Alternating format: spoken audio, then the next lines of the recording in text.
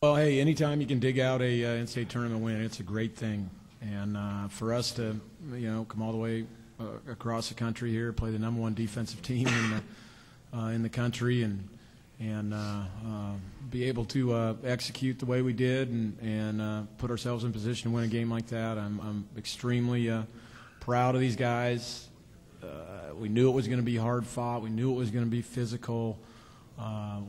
With their length and athleticism and just how tough they were on the glass. But I thought our mindset was great from the start. We ended up out rebounding them and had a big edge on the glass at halftime. And I think that when we're in that frame of mind, that's probably when we're at our best. So it's a great job by these guys keeping their poise down the stretch, because we knew they'd make a run, and they did, and they made some tough shots. And they deserve a lot of credit for that. I mean, they showed a lot of heart, I thought Florida State did, to hang with it, and they pushed us all the way to the very end. But these guys did a great job of keeping their poise.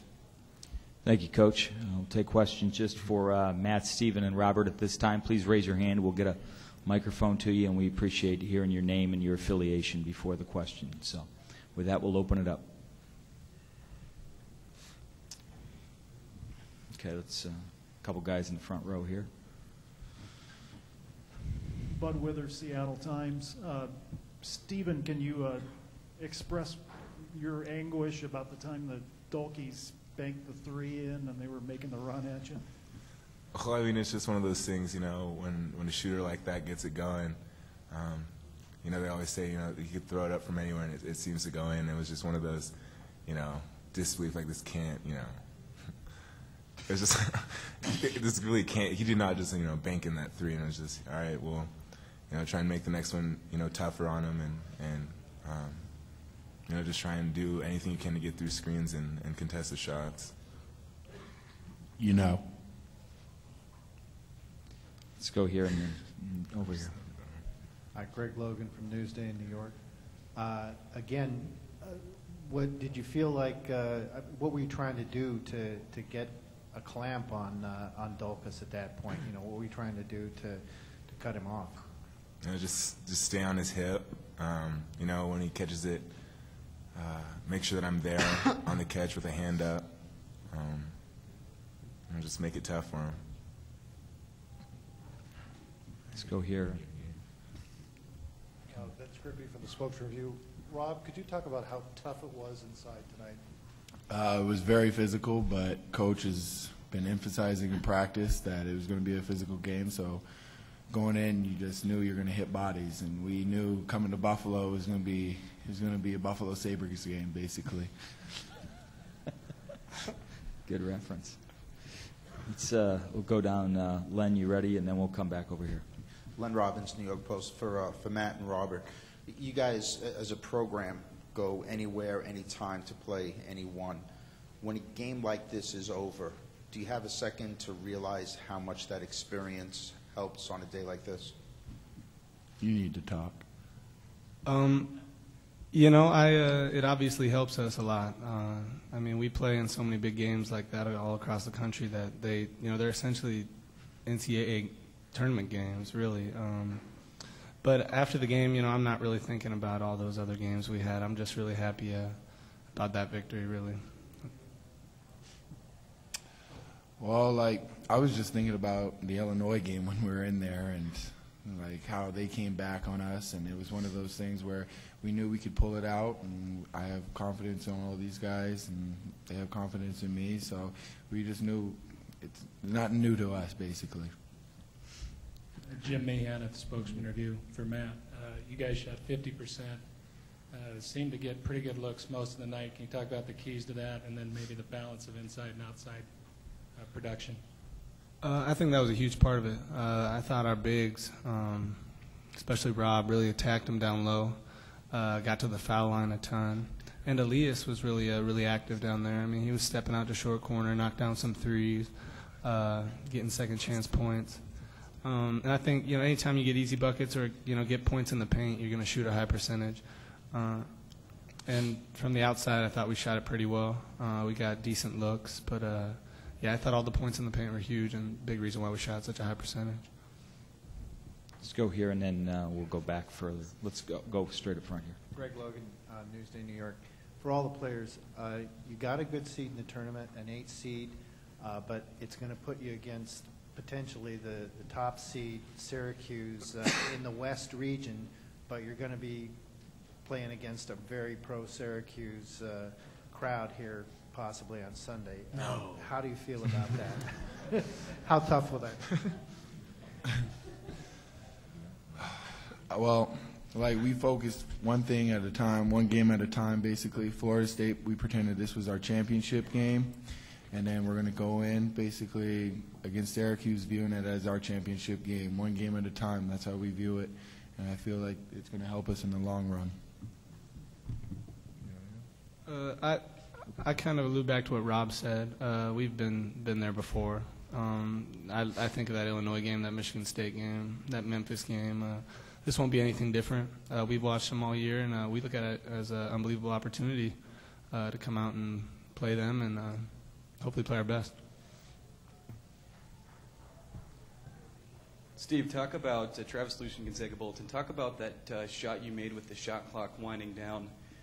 One of your more memorable shots, maybe?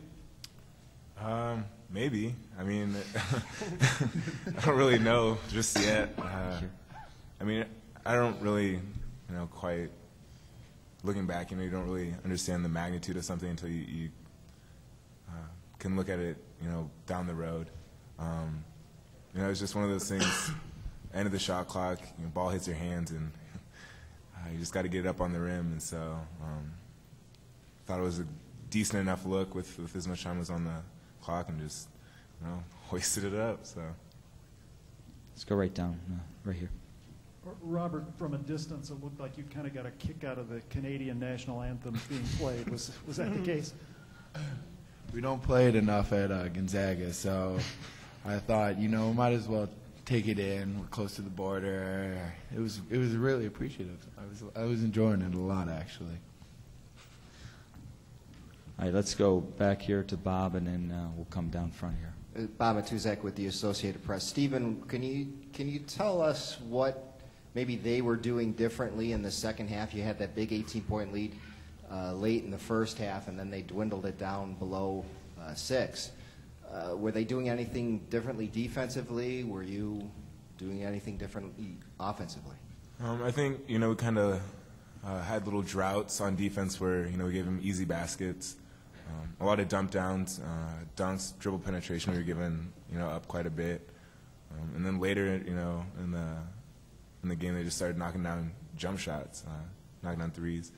And so I think it was a combination of things. And, we got a little panicked, rushed, forced some passes in that, we probably shouldn't have thrown. So I think it was just a combination of giving them easy baskets on one end and then turning it over on the other. Time for 2 more for our players. We'll go here and then across the line. So starting here. Rob, what did you make of your matchup with Alibi? We were talking the other day about playing more physically, and it's a pretty physical guy for anyone, I suppose. Well, Coach Fuse scheduled some big guys against me this year, and I felt like it was just another big game, another big guy. So I'm kind of used to it now. I'm just have to hit some bodies and throw my body around. We're in March now, so you just got to give it all. Okay, we'll wrap it up here with Len. Len Robbins, New York Post. Robert, who is your favorite NHL team, and how would you describe Sabres hockey? Okay, Dominic Hasek was one of the greatest goalies of all times, and when he brought him to the Stars in the NHL Stanley Cup, that was amazing. But I would have to go with the Vancouver Canucks, just because that's a local team. And then I'm torn between Calgary as well. Jerome McGinley's a great captain. Who's your favorite curler? While we're on this subject. Leslie Nielsen and Men in Brooms. Kind of go hand in hand, don't they? We can't get any better than that. Thanks, guys. Appreciate your time. Good luck on Sunday.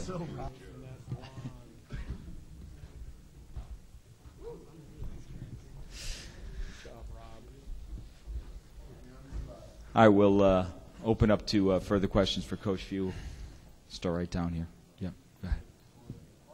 Mark, the combination of shooting 50% and out-rebounding them, how much of a hurdle or challenge was that going into the game? Oh, it was a monster challenge. I don't know if this is factual, but somebody in our locker room said nobody shot 50 in 72 games or something on them. So whether that's true or not, I mean, the fact of the tape I watched, for us to be as efficient on the offensive end as we were, I thought our guys just played with an incredible amount of poise, and they stuck with the game plan, and that would be very much true on the glass. We spent a week talking about that, and our numbers are down a little bit since we lost Manny. He's one of our best rebounders, so that was a big concern. And we had a really good approach tonight on the defensive end and on the glass, I thought. We'll start here, and then we'll come back to Len. Mark, your guys played real physical and played real tough physically tonight, but they also were mentally tough. How do you develop that with such a young group?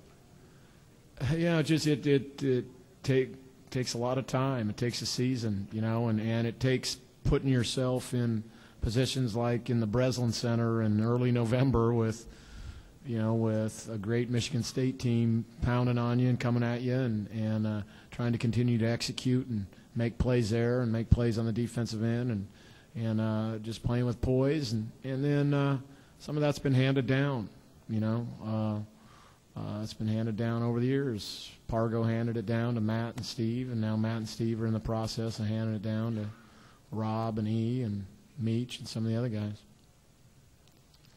Mark, Glenn Robbins, New York Post. I know in the course of the game you're absorbed in what you're doing, but did this feel like any one of those games that you've booked along the way, Illinois, Michigan State?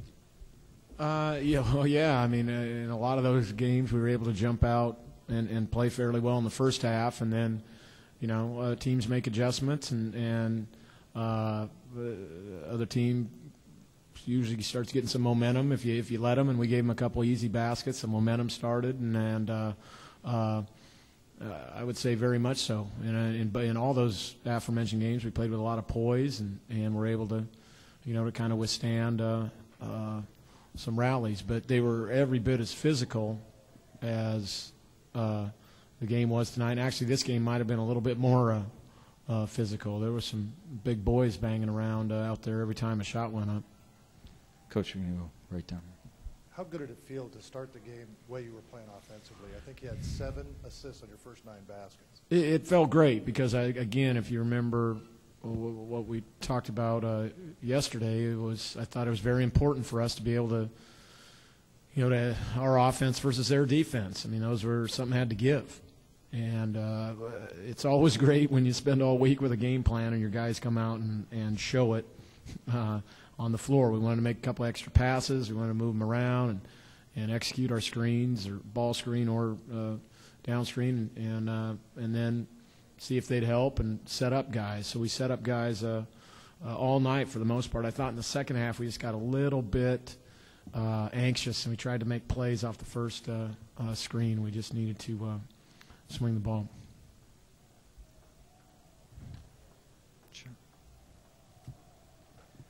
Coach Greg Logan, Newsday. I'll ask you the same question about, do you think it's fair that you're going to have to play Syracuse here most likely?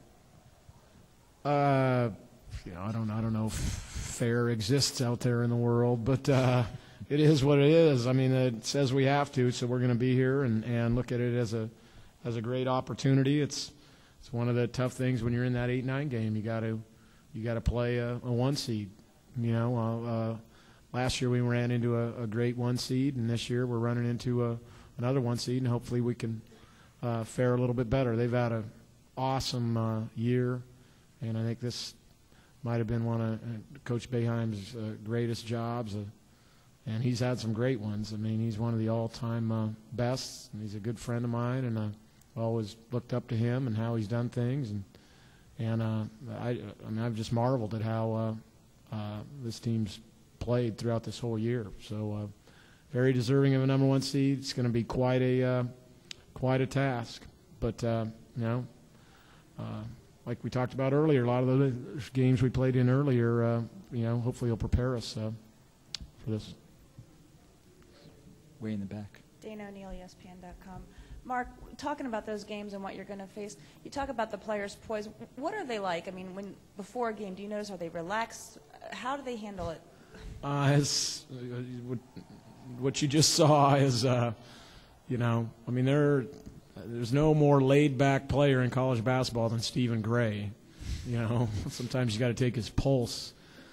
But there's also a fire that burns in that belly of his. He's also one of the greatest competitors I've had the chance to coach. And he's a warrior, and same with Rob. I mean, Rob's he's a funny, charismatic clown, but when it's time, I mean, Rob's a warrior.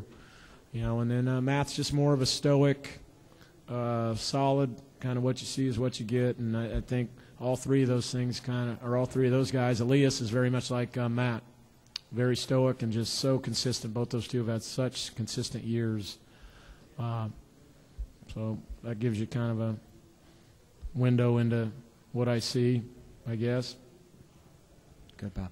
Coach Bob Matuzak with the Associated Press, maybe lost in the shuffle of their big surge in the second half. Your surge in the first half was late in the game.